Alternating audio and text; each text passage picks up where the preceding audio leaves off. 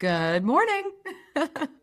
Happy Monday, but it's not Monday for Brandy and I. We are off celebrating the holiday in our own unique ways. Yes. What are you doing, or what did you do for the holiday, Michael? We are recording this on Thursday afternoon, taking the family down to Dolphin Island and doing some fishing for about a week. So excited to get down to the beach with the fam. And you're exactly the opposite. Like literally could not be more opposite. I will be at the time of this airing dancing somewhere in Detroit for Movement Music Festival. So at 9 a.m. Wow. Yeah, you know. All right. Central time. Yeah. Well, good for you, Brandy. Stay safe. Have fun. Stay hydrated. Definitely. Got my water. But there's a lot, when we can have two recordings in a week, sometimes you're like, okay, what could have just happened that we could talk about? But there's actually kind of a lot. So we had the Airbnb summer release, and Jamie, our very own Jamie Lane, was there. So when he gets back, we'll have, his whole take, and then some interesting things from Google coming up. So very, very busy week. Yeah, and we've got a special episode coming out with Dave Stevenson from Airbnb that Jamie interviewed at Airbnb's offices earlier this week. So stay tuned for that. Well, it is out already, actually. And now that we're talking, so we're still live despite being Thursday afternoon. And the thing that we talk about a lot, Brandy, is AI. So today's discussion is going to be mostly around Google and their AI play and the summer release of Airbnb, Brandy and my thoughts layered on top of what Jamie has already put out. So Brandy? Yeah, well, we have a special guest later in the episode, which I think is going to be very fun. But before we bring him on, we just want to give a quick shout out to our sponsor, PlusGrade. PlusGrade helps travel companies unlock new revenue through upgrades, premium experiences, and personalized offers across the traveler journey. From airlines to hotels, they're powering a lot of the stuff you're seeing behind the scenes when it comes to monetization across travel today. So you can learn more about them at plusgrade.com, and also the link in the show notes.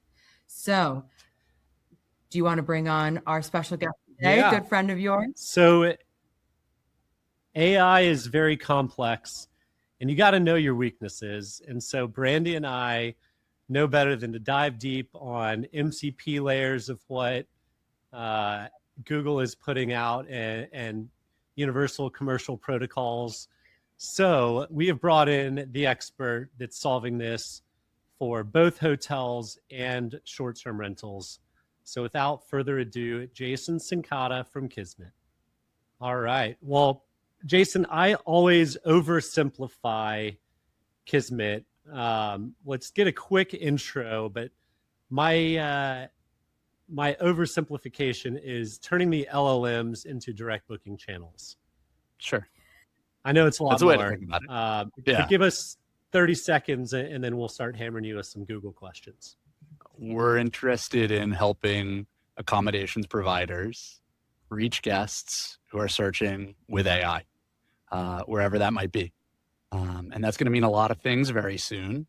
And we're in the business of helping those providers, those suppliers, vacation rentals, short-term rentals, hotels, serve the guests who arrive that way.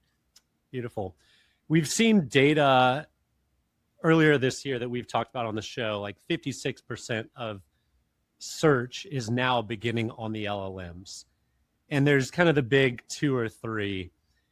What Google put out this past week is kind of different than what I might have guessed the route they go. And it's kind of different than where maybe we would have expected OpenAI or ChatGPT to go. Can you tell us a little bit about Google's plans now on monetizing travel? Yeah. I'm curious. You said you're surprised by it because it didn't seem like the Google answer. And I understand why you'd say that. Google monetizes via advertising and clicks historically, right? So historically, it was about getting you to go out to a bunch of different websites. But they worked on this UCP protocol, and they worked with Shopify on it. And now there's a very supplier-friendly, supplier-aligned way for a guest, in our case, or a customer, if you're in e-commerce traditionally, to check out and buy things in Google's surface without ever clicking out to a supplier's website, which is very different than the world we've lived in historically, and I think is going to mean huge changes for how guests plan and book travel. Yeah, I think it's interesting because for a while there was, Google was getting into hotels and vacation rentals. I mean, we never really saw the promised land of Google vacation rentals. And then when we're talking Sure. about a lot of the LLMs and who's doing what, I mean, ChatGPT was supposed to have the in-app purchases, and then that got sidelined, or for now. And I wasn't really, I mean, Google just hasn't been, at least kind of what we're hearing in the news in the day-to-day, like as one of the leaders. But now I'm kind of thinking, and I was thinking for a little bit, is Google going to fall to the wayside if everybody's just going to Claude or ChatGPT to ask things? And then now you have the big boys of search are back in it, and maybe they are going to take some of the lead from the other LLMs. Yeah, and I think it's a really good point. But what's interesting about UCP is the universal part. So Google helped write the protocol, but this can be booked by an agent or operated by an agent, an AI, from any surface. So an Anthropic Claude agent could use UCP. ChatGPT could choose to use UCP, and they very well may. And anybody developing an AI could buy, or could book your hotel or vacation rental from UCP. What Google announced is that a catalog will be put into Google via UCP. And in this case, they announced 6 partners at launch. 2 of them are the OTAs that we know well, Booking and Expedia. And then there's 4 big branded hotels. But UCP, it's likely, is going to power many catalogs, and it's likely that your hotel or vacation rental is going to be in a lot of different catalogs in the long run. So vacation rentals, Google Vacation Rentals, which you mentioned, is a catalog that will likely become UCP enabled, that Google will consume, but it's possible for you to reach Google now via a variety of UCP catalogs that you could become part of. So I think there really is an openness to this that's pretty exciting if you run accommodations. Yeah, I've heard the naysayers say, well, people use GPT to get their inspiration, kind of like they did with socials and then moved to search. This is the polar opposite end of the spectrum, where it's enabling agents to go book for you. Yeah. What's happening now and what's happening, because of this 3 or 6 months from now? Yeah. And I think one of the fair pushbacks that I often hear from people is, well, I like planning travel.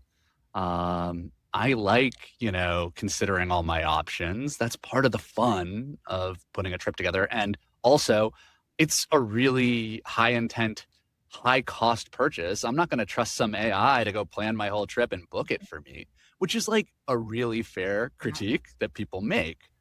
But I think it shows a lack of imagination of what AI travel planning will look and feel like. So I think what's really important from our perspective at Kismet, and what I talk about a lot with our partners, is that guests are going to want to plan in ChatGPT or Claude, and they already do.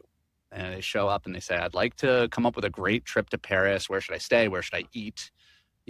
What should I see while I'm there? How do I get tickets to the Louvre or something more interesting? And already these AIs connect with so much of our life and can do a really good job planning the trip for us. But what they can't do is take action on our behalf. They can't get pricing. They can't put together the itinerary, and they certainly can't book it. And that's what UCP enables.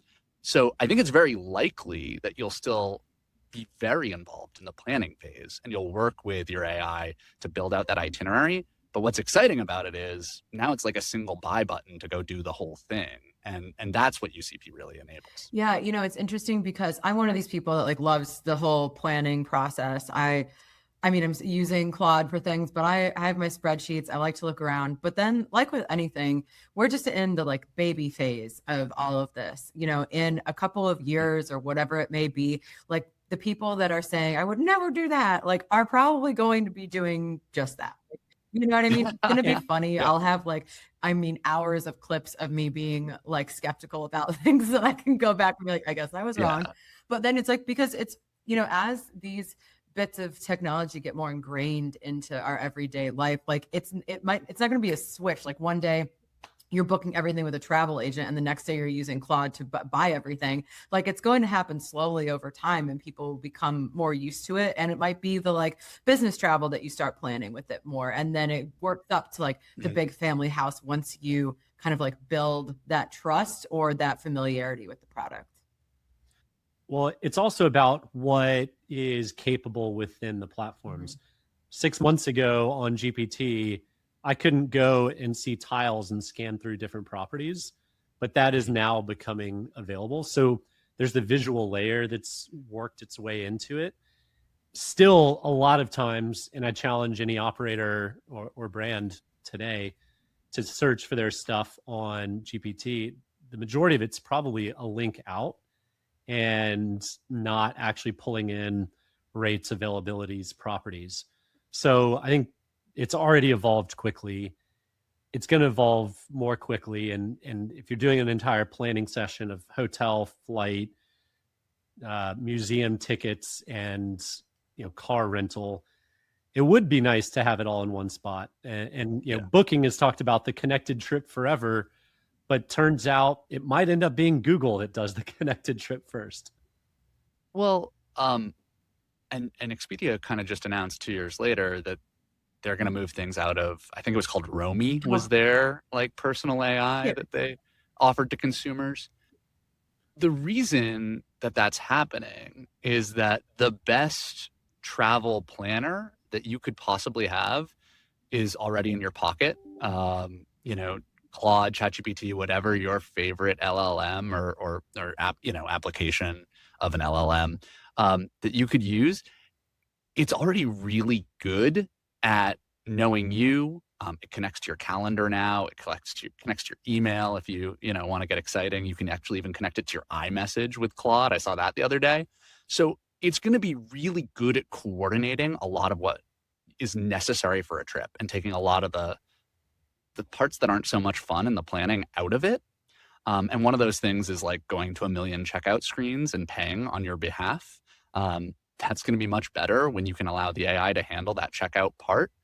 But the travel planning part of it is limited by what, a hotel or a vacation rental can say to an AI and the information it can get from it. And so I think that's what's changing really fast. Well, on the idea on that, Jason, people believe that AI is going to drive them more bookings and gives them the opportunity to get more direct bookings. This is like, to me, it's one of the most exciting eras that I've seen in hospitality, this shift that we can claw back more direct bookings from the OTAs. But what does it mean to actually be AI bookable? And like, how can you optimize for that right now? I think what's interesting is that Google just gave us one answer. I fully expect that if your property is already in Hotel Center or Google Vacation Rentals, you're now AI bookable, whether you like it or not. The launch partners that we mentioned, 4 big brands, 2 OTAs, their catalog, if you're part of it, you're going to be AI bookable when Google starts consuming UCP this summer. So it's going to happen. The question about direct bookings, so if you're not part of a brand and you don't want to only be booked through an OTA, is actually a very technical one. And chances are you're not going to build that capability on your own. You're going to need to engage in some new specialized software. And I know no one got into hospitality because they love tech. Right. And I hear you guys on a weekly basis making fun of AI and what's doing in the industry. And I didn't get into hospitality because I love tech. But I do think that this is a really exciting moment if you're an independent lodging provider to be able to get found, get your own brand out there, talk about what makes you special. All of a sudden, these guests have an amazing travel agent in their pocket that is tireless and can read millions of words at a time and can find you, but you're going to have the technical ability for it to get a price quote, put it in the itinerary, and book it if you want to actually drive direct bookings from this. Sorry, Brandy. One question that I've heard you say before, Jason, of how to bring it down to earth, particularly in short-term rentals, is your Thanksgiving analogy. Can you walk us through that? You like that one? So I think every vacation rental or short-term rentals listing page has a lot of marketing speak. And it probably says fully stocked kitchen. There's probably some pictures of the kitchen, but AI doesn't want to rely on your marketing content because it's kind of biased. And it can't look at pictures to answer and filter across thousands of potential renters and, take the time and cost to look at all of them in order to answer a guest's question of, I want to find a rental that's, big enough for me to host Thanksgiving for 12. So what smart, managers who are embracing tech will do is they'll turn information into something that the AI can read. And that can be review data, that can be pictures, into the actual content that AI works with, so that it can find your property when that guest is asking about it and pick you.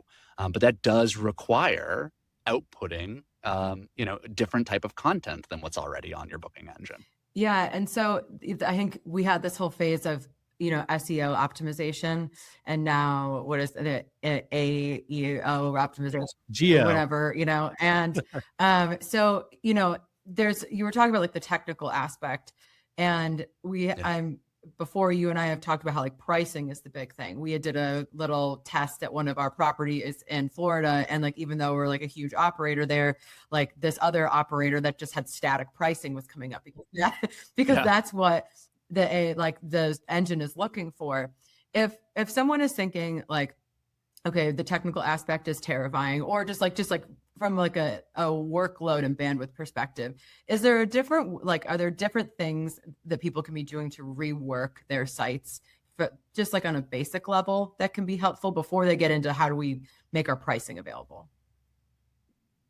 Yeah.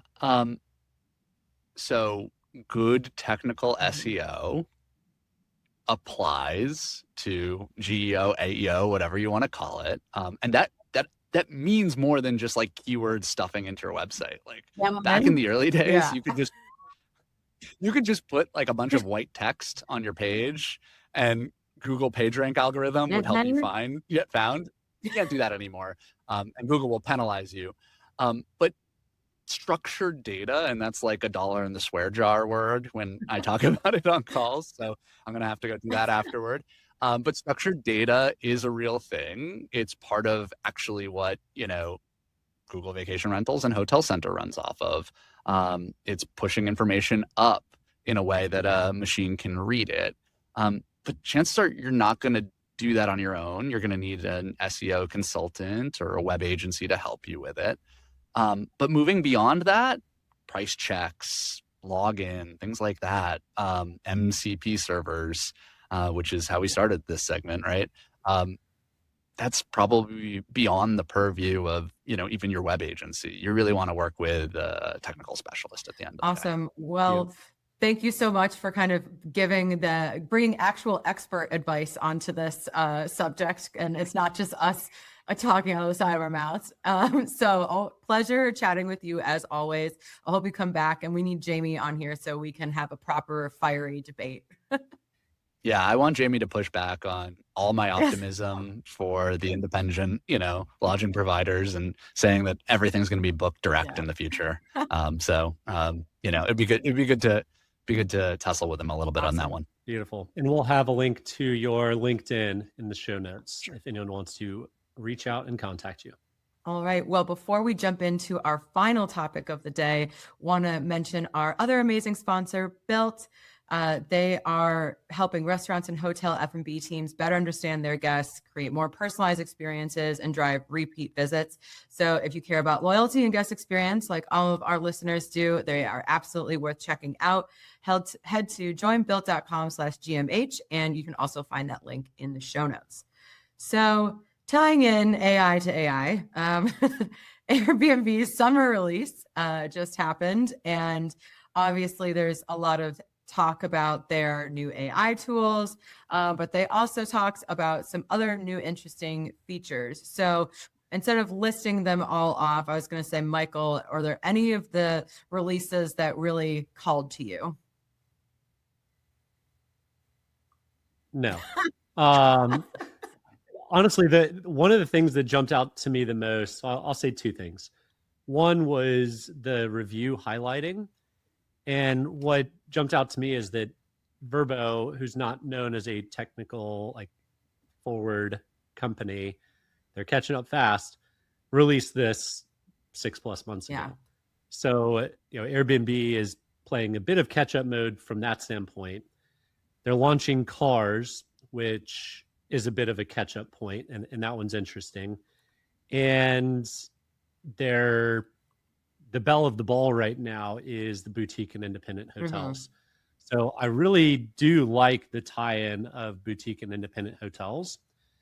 They like to play the angle that they're hand-selected, and for now, I'm sure to some extent that's the case, and no big chains and all of that. But again, like you just said, the for now. What I do find interesting is rate parity or price match guarantee, coupled with the benefit of up to 15% of the value goes towards stays in the traditional short-term rental side of the fence. So they're doing some interesting things. They're starting to look more like a traditional OTA, which I think, all of the signs over the past 6 or 12 months have pointed that direction. But those were, I guess, the biggest jump outs to me. What about you? Well, I thought it was interesting. I think a couple episodes ago, when we were talking about Uber, I mentioned the private car service is interesting.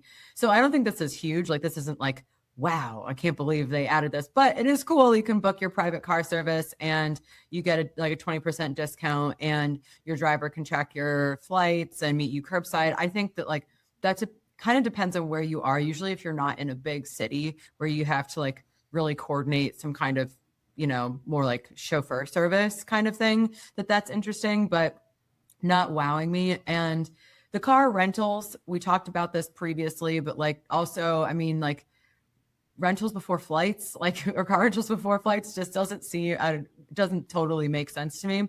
But then I was comparing this to Expedia and Uber, right? And out of all of the OTAs, Airbnb has always been kind of the cool art school kid. And, and then you have Expedia being the one that's partnering with Uber, which a quarter of people book a car rental. That's fair. But everybody's using Uber, most people. It helps that Uber's CEO was the head of Expedia. Yeah, sure. There's some tie-ins of course. there. Well, I was okay. So not with Uber, but I feel like a natural pairing, even just aesthetically, which is not what these companies are making decisions on, but would have been to have that kind of partnership with Lyft. And I think about all of the so with Lyft, with my Chase card, I get 10x points. And it's wouldn't there be cool ways to tie in with Airbnb? If you book an Airbnb and then you also, connect your Lyft account, then that also somehow it goes back to points somehow. And that would have made more sense to me rather than car rentals now that all of this is coming out. One of the things that popped in my head, tying it back to the Google AI booking stuff, is in the future, I don't have to figure out which credit card to use or which point system's best. I want to redeem this trip on points. pick one of my point pools and redeem it for Yeah. me. Like find the best and cheapest path, the best point value to reservation. I think that stuff's going to be super cool. It's probably not too far away, especially as these bookings start coming online. But other things in there released that are less interesting to me, luggage storage, Instacart deliveries, like, you know, these things are good and helpful when I take my family to a new location and we flew there, to not have to stop by the grocery store, at least for the basics of diapers and milk and snacks and stuff. I get it. It's helpful. I think it's more of a show and a fun PR project than like actually drive any meaningful revenue.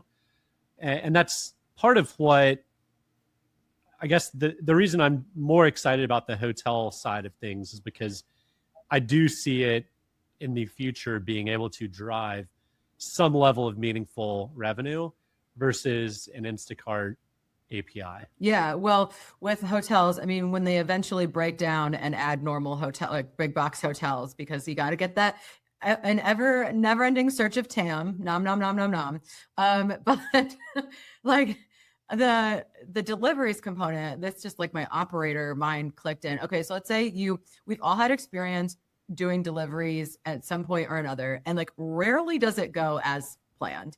Like I had left all the instructions to bring groceries inside my apartment building when I was coming back from a trip, and they just left it all outside. And so then, and that's just my apartment, right? And I was thinking, like, if you have a home, like, what if there's a back-to-back and you can't get in before 11 and like the cleaning crew's there and they just like they ignore the time and they show up at 11 or at noon, or like, I'm curious if anyone in our audience has experience with people doing these deliveries, whether it's through Airbnb or not. Like you can set up Instacart regardless, but like the operational side does put more work on the operator. Like Airbnb just gets to be like, here's our API connection and the little thing we skim off the top and you deal with it.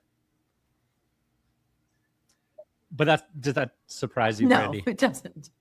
But I also, Brandy is famous for her Airbnb rants. Yeah. So. And the thing is, I'm not even like so anti, like it makes a lot of sense to your point. This is like kind of like a fun thing they get to add. It's like definitely not for driving meaningful revenue. It's more to like I would say for PR, but it's like, okay, how is this actually working in practice? And is it something that guests are really using in mass? You know, so like as they're trying to add these new features, is it what people want? Yeah, and then to wrap up on their release, we've got the World Cup. They're a big sponsor of it. They're launching watch parties with celebrities and, you know, playing into the Airbnb experiences thing. So, you know, right on cue, par for the course for them, doing big, fun, exciting PR-worthy partnerships. I've long said they've got by far the best. They create so much news around the brand that it's super impressive. They're almost a PR company over anything. Yeah, well, and I was thinking, you know, maybe for like market research, I should do one of the experiences for the World Cup in Boston, and you know, so we could Jamie might know somebody. Yeah, you know, because that could be fun.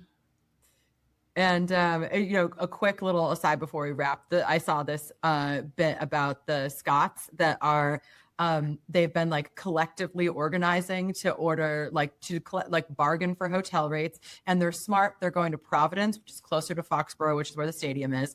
And they've also organized like all these buses. Like that is like, as a nation, they have banded together to get the best deals possible for the World Cup. So yeah, shout out to all the Scots for being on top of it to come support your team. Not taking the $180 train. No, they pulled together a $40 bus ride. Exactly. So kudos to you. You know, make it more affordable. I'm all for it.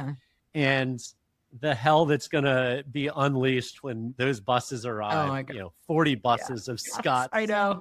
Who knows how many beers or whiskeys deep. It's going to be a sight Providence, to see. Rhode Island is not ready. It'll be a good time.